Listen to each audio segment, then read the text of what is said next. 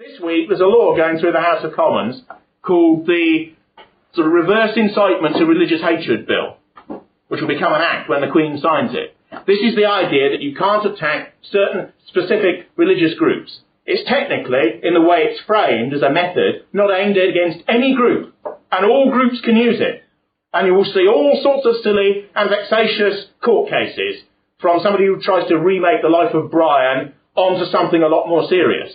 But the real reason it's been brought in is to balance Muslim alienation in the society from the fact that countries like Britain have gone to war against parts of the Islamic world.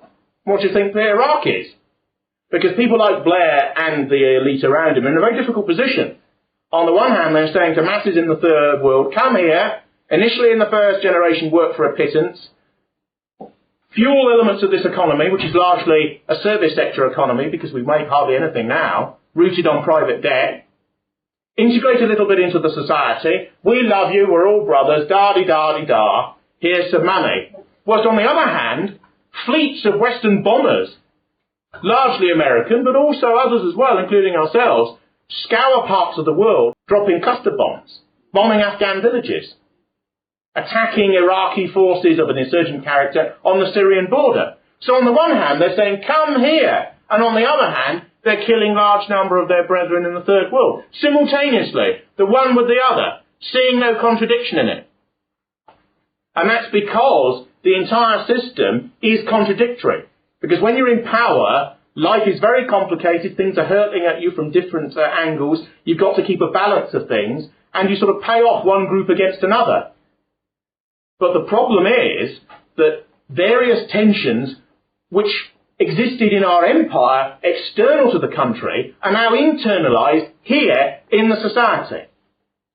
Attlee was the leader of this country in the 1940s as part of the Labour landslide government, when a proportion of the middle class and the whole of the British working class voted for the Labour Party as the party which they thought would do something for them. There was no going back to the 30s. There was no going back to the hungry 30s and the marches and the collapse of liberal capitalism. In 1948, when the Nationality Act was passed, Attlee said all of the races of the world, he said this in the House of the Commons, all of the races in the world must be mixed together, because then there'll be peace.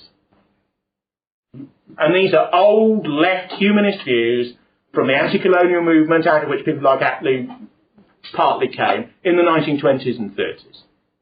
But in actual fact, like a lot of liberal ideas, they're the reverse of the truth. If you want conflict, although there's a few liberal people in all groups who just want to get on and want a quiet life, broadly speaking, if you want conflict, institutionalise separatism and difference in your own societies. And then demonise the majority of the population and people who seek perforce to speak on behalf of the majority of the population for even mentioning it. And you are building a pressure cooker which the liberal system hopes will at least only take a democratic form.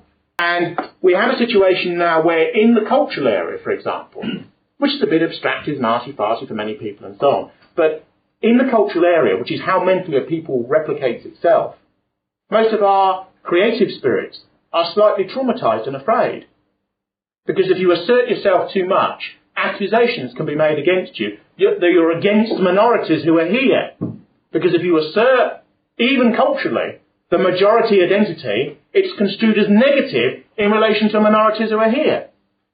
So all the time, in all areas, you have a sort of slight, mild but evident cultural oppression of the majority group. You turn on mass media at any time, the sort of viewpoint which is always slightly slanted against one, or misrepresented, or underrepresented, or marginalised, or regarded as humorous, or reviled slightly, is a viewpoint associated essentially with us, with our traditions, with our culture, high, middle and low, with our forms, with our history, with the history of our empire.